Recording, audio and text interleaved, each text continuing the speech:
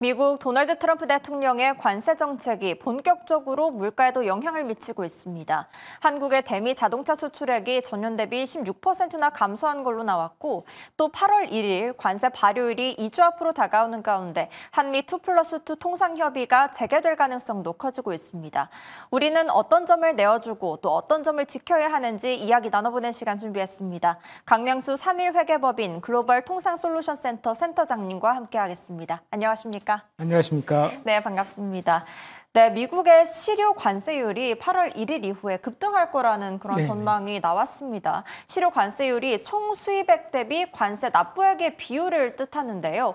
이 미국인들이 부담하는 이 실효 관세율이 트럼프가 취임한 후 2.5%였는데 8월 1일부터 20.6%에 이를 거다. 이러한 분석이 나오고 있습니다. 본격적으로 물가에 영향을 주는 건데 이 미국 실효 관세율의 상승이 어떤 의미가 있는지 구체적으로 좀 알려주시죠. 이 관세 전쟁으로 트럼프가 다른 나라에 하는 것은 미국에도 부담이 된다는 게 확실합니다.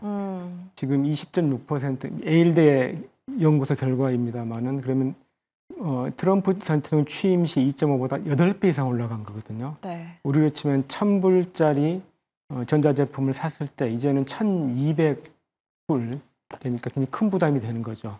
그래서 이 트럼프 미국 측 입장에서도 이 관세를 그대로 가면은 미국 경제에 부담이 되기 때문에 다른 나라 협상을 통해서 줄이려고 하는 거고요. 그래서 우리나라는 8월 1일까지 시한 동안에 미국하고 여러 가지 패키지로 협상을 해서 이 부담을 줄이고 우리도 부담을 줄이고 미국하고도 이런 걸 강하게 좀 말할 필요가 있는 것 같습니다. 네, 미국도 부담을 느끼고 있기 때문에 우리에게 관세 협상의 기회가 조금 더 열려 있지 않나 이런 생각도 듭니다. 맞습니다. 특히나 구윤철 부총리 겸 기획재정부 장관 후보자가 취임 직후 22일에 미국으로 출국을 하게 된다는 발표가 있었고 또 이때 김정관 산업통상자원부 장관 후보자도 동행할 계획으로 알려지면서 한미 2+2 통상협상 재가동이 유력한 상황입니다. 이번에는 어떤 합의를 좀 도출해낼 수 있을 거라고 보실까요? 지난 4월 22일 날 그 2+2 회담이 이후 여러 가지 사정에 의해서 처음으로 이제 새 정부 출범 이후 처음으로 아마 이 2+2 회담이 이루어진다면은 미국의 베센트 재무장관하고 하워드 상무부 장관 직접 2+2를 하면서 보다 그동안의 통상 협상 결과를 바탕으로 보다 좀 힘있게 협상할 수 있지 않을까 그런 계기가 된다고 생각합니다. 네. 그런데 저번 4월 22일에 있었던 통상재무 2+2 통상협의에서는 관세, 비관세 조치, 경제 안보, 투자 협력, 또 통화 환율 정책 등 4개 분야로 의제가 좁혀졌었고 방위비는 언급하지 않았었거든요. 그렇다면 이번에는 좀 어떻게 될 거로 보실까요? 이번에도 아마 언급이 되지 않을 거라 생각을 합니다. 왜냐하면은 미국도 지금 8월 1일까지 수많은 나라하고 지금 협상을 해야 되는 상황이고요. 그래서 기본적으로 그동안 정부에서 발표하는 것도 방위비는 대상이 아닌 걸로 나오고 있습니다. 네. 그렇다면 우리가 가지고 있는 협상 카드에 대해서 좀 이야기를 해보면 좋을 것 같습니다. 한미 조선 협력, 알래스카 LNG 수입, 그리고 30개월 이상 소고기 수입 허용을 요구하고 있는데 이와 관련해서 좀 구체적으로 알려주실 수 있을까요? 미국에서 이제 4월 달에 할 때 알래스카 LNG 그리고 조선도 말씀했었던 것 같고요. 근데 알래스카 LNG에 대해서는 지금 기술적으로 조사를 하면서 구체적인 프로그램 나오는 시간이 좀 걸리는 것 같습니다. 그다음에 최근에 이번 정부 초기에 여한구 통상교섭본부장이 갔을 때 농축산물 관련 언급이 있었던 것 같습니다. 보도에 따르면은 저희 지금까지 한미 FTA 협상에 따라서 소고기는 30개월 이하의 젊은 쇠고기만 수입이 되고 있었는데 지금 일본 같은 경우는 이미 그런데 35년 이상까지 풀어달라는 요청이 있는 것 같고요. 또 농산물 관련해서 쌀 관련해서 언급이 있는 것 같습니다. 네. 또 과일 검역 조건 완화 등 이 농축산물 시장 추가 개방을 요구하고 있는 상황인데 사실 이 농축산물계에서는 반대가 좀 심하게 이루어지고 있거든요. 네. 저도 이제 한미 FTA 협상할 때 그 당시 산업부 통상 관련해서 같이 연구를 했지만 굉장히 민감한 문제이기도 하고요. 또 그렇지만 이 과일이든 농산물 관련해서는 기존의 한미 FTA 협상 채널을 통해서 세부적인 내용을 하고 있습니다. 워낙 디테일한 내용이기 때문에 이것에 대해서는 충분히 협의를 해서 실용주의까지 답이 나올 생각을 합니다. 뭐 잠깐 아까 했을 때 조선 분야는 잠깐 말씀드리고 싶은 게 조선은 미국이 한국에 크게 요구하는 분야입니다. 크게 이미 미국이 오랫동안 하면서 조선 관련 기반이 없거든요. 그래서 네. 기자재도 그렇고 인력도 그렇고 기술도 그렇고 그런데 중국이 굉장히 세게 따라오고 있는 상황인데 그러면 미국에 대해서는 한국과의 전략적 협력을 통해서 중국을 견제할 수밖에 없기 때문에 이 분야에 대해서는 우리도 윈이 되고요. 그다음에 미국도 윈이 되겠다. 이 윈윈 되는 분야를 찾아서 제조업 간의 협력을 하면은 협상에도 도움이 되리라 생각을 합니다. 네, 특히나 조선 업종에서 우리가 좀 강세를 가지고 있기 때문에 이 부분을 조금 활용한다면 좋지 않을까 이렇게 말씀을 주신 것 같습니다.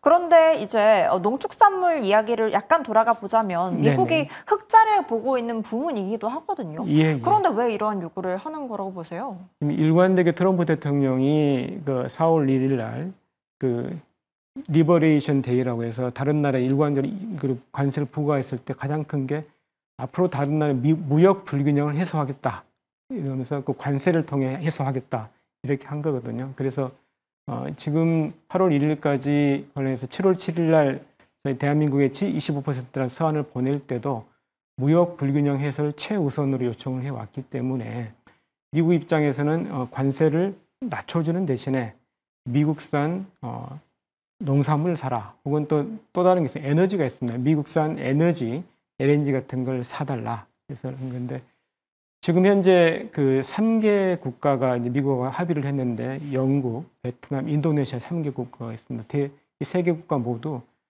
뭔가 이 미국에 대해서 무역 불균형을, 무역 적자를 축소할 수 있도록 구매하는 프로그램을 합의하고 있는 걸 알고 있습니다. 그렇군요. 네네. 그리고 20일에 여야 한미의원 연맹 의원들이 방미를 할 예정입니다. 그래서 이를 앞두고 16일에 삼성전자, 현대자동차, SK하이닉스, 하나오션 등 기업들이 한데 모여서 사안들을 정리하기도 했는데요. 이와 관련해서 좀 구체적인 논의가 어떤 게 오갔는지 좀 알려주시죠. 일단 저희 한미 의원연맹이 아마 올해 처음으로 출범한 것 같습니다. 그래서 이런 초당적 협력을 통해서 여야가 초당적 협력에서 기업의 의견을 전달하면은 미국에 또 굉장히 크게 좀 반향이 있을 거 생각합니다. 굉장히 도움이 될 것 같고요.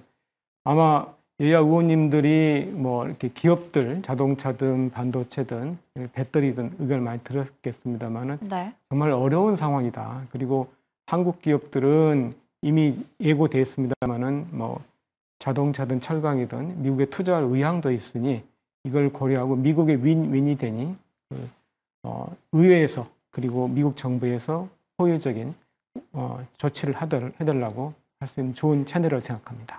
네, 특히나 이제 철강이나 자동차 업체들은 상호 관세랑 품목 관세랑 이중 관세가 된다라고 하면서 부담이 좀 큰 상황이다라고 얘기를 하고 있거든요. 그렇다면 미국의 어떤 부분을 좀 어필해야 될까요? 제가 좀 말씀드릴 게 철강, 자동차는 품목 관세거든요. 그래서 철강은 현재 3월 달에 25%, 그다음번에 6월부터 50% 올라갔습니다만 이게 고정이 된 거고요. 국가별로 관세하는 상호 관세율이 더 애드업, 더 추가되지는 않습니다. 그래서 자동차도 이제 25%가 되고 있는 상황이고요.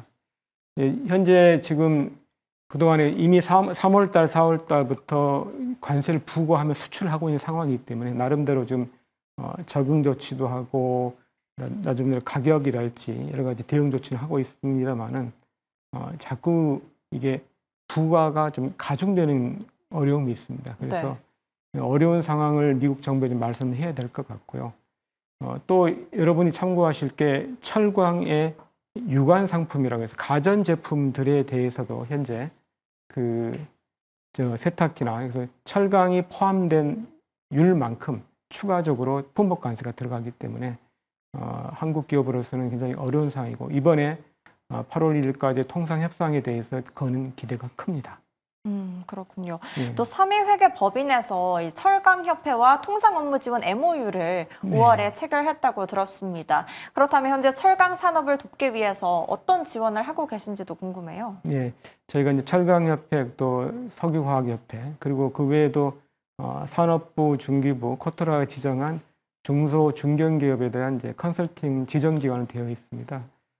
지금 현재 저희들이 그동안에 저희 한민회계법인의 글로벌 통상 솔루션 센터를 통해서 여러 이제 대기업, 중소 중견기업 협상을 이제 협의를 많이 하고 있는데요. 어려움이 뭐냐면 정보가 부족하다. 그다음에 전담 인력이 없다. 그다음에 기본적으로 이 대응할 수 있는 이렇게 매뉴얼이 있었으면 좋겠다 이런 말이 있었고요. 그래서 저희가 철강협회를 철강 기업들을 포함해서 여러 기업들에 대해서 그걸 제공하고 있습니다. 지금 우리 기업들이 요구하는 것 중 가장 목전에 닥친 게 관세율이 올라가다 보니 철강이 25%, 55% 올라가다 보니 그러면 이제 이 관세에 대한 부담을 줄이려면은 어쩔 수 없이 이제 가격을 어느 정도 조정을 해야 되는데요. 이 가격 조정을 어떻게 해야지 최저 가격 조정이 되는지, 그리고 물량을 또 바꿀 수도 있거든요. 생산지별 물량을 어떻게 하는 건지, 그리고 현지에서 대응을 어떻게 하는 이런 종합적인 채널을 통해서 저희를 도와드리고 있습니다. 네, 오늘 말씀 여기까지 듣도록 하겠습니다. 네. 지금까지 한미 2+2 통상 협의를 앞두고 어떤 내용을 다루게 될지까지 한번 알아봤습니다. 오늘 말씀 감사합니다. 감사합니다.